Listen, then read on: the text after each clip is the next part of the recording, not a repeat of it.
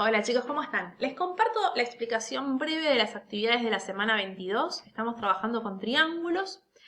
En esta clase vamos a continuar con el trabajo que iniciamos la semana anterior. Les recuerdo que es muy importante que asistan a las clases por Zoom. No es lo mismo que yo explique esto por video a que lo expliquemos y lo debatamos entre todos en las clases que hacemos los días miércoles a las 16:30. Estas son algunas de las construcciones que hicimos la semana pasada y a partir de estas construcciones sacamos conclusiones. Les recuerdo las conclusiones que sacamos la semana anterior. Lo que nos dimos cuenta es que para poder construir triángulos es muy importante saber las longitudes de sus lados. Cuando las longitudes tenían determinadas características íbamos a poder hacer construcciones.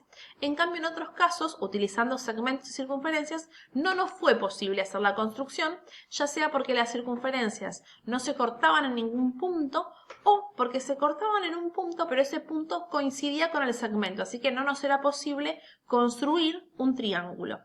Esto lo debatimos y fue el producto de todo el trabajo que hicimos durante una hora en GeoGebra. Y en la clase de hoy, les cuento para los que no pudieron asistir a la clase de Zoom, lo que hicimos fue poner en palabras este trabajo que hicimos con construcciones. Y llegamos a la propiedad triangular. Esta propiedad es muy importante porque podemos saber, podemos anticiparnos cuándo es posible construir triángulos y cuándo no.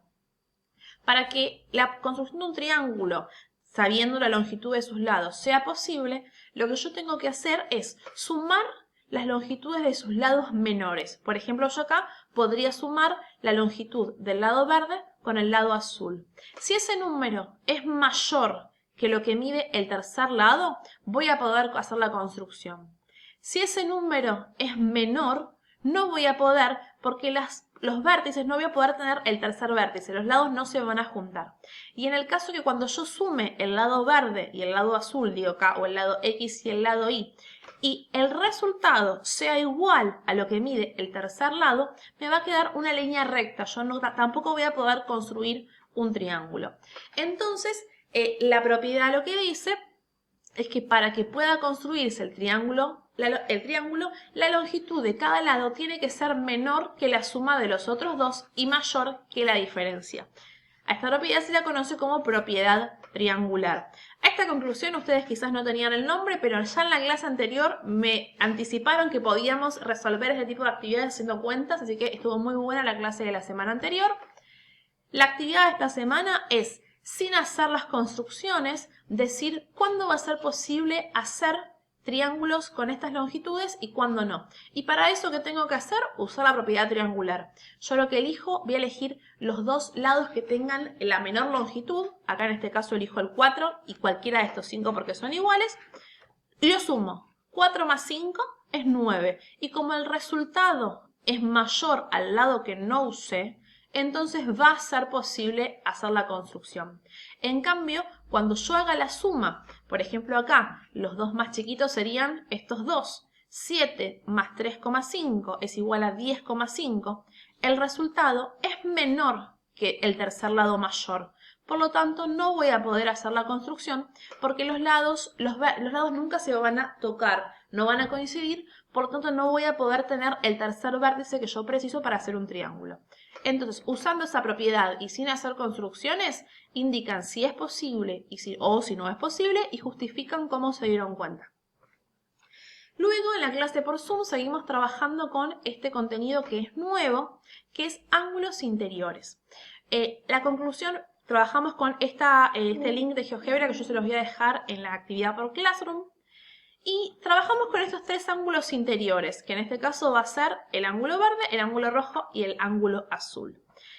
Estuvimos viendo que este ángulo exterior, que está por fuera del triángulo, mide exactamente lo mismo que beta, porque ya vimos en las clases pasadas que los ángulos que son opuestos por el vértice tienen la misma longitud y que al mismo tiempo estos dos ángulos rojos también son iguales.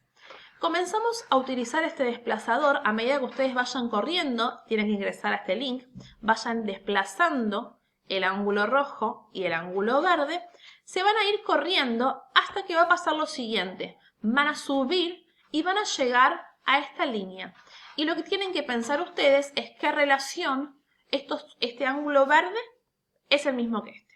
Este ángulo rojo es el mismo que este. Y cuando yo lo junto con el azul, estos tres ángulos juntos tienen una determinada característica. Suman siempre el mismo número.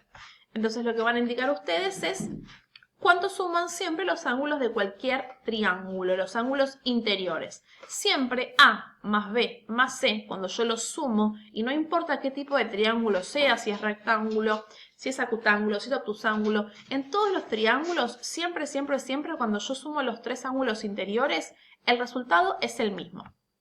Una vez que ustedes sepan cuál es el resultado, van a hacer estas actividades. Yo, por ejemplo, les digo cuánto vale el ángulo A, 80 grados, el ángulo B es 20, entonces tengo que averiguar cuánto vale el ángulo C.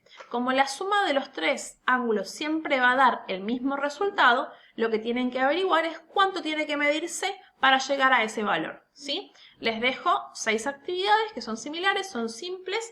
En algunos casos son cuentas que las van a poder hacer mentalmente y en otras aparecen minutos o segundos. Por lo tanto, van a tener que seguramente hacer la cuenta utilizando sistemas hexagesimal como venimos haciendo en las últimas clases.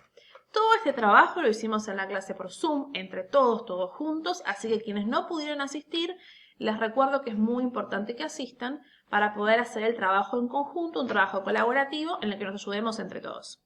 Nos vemos en la próxima clase por Zoom, les mando un beso grandote y espero sus actividades en Classroom.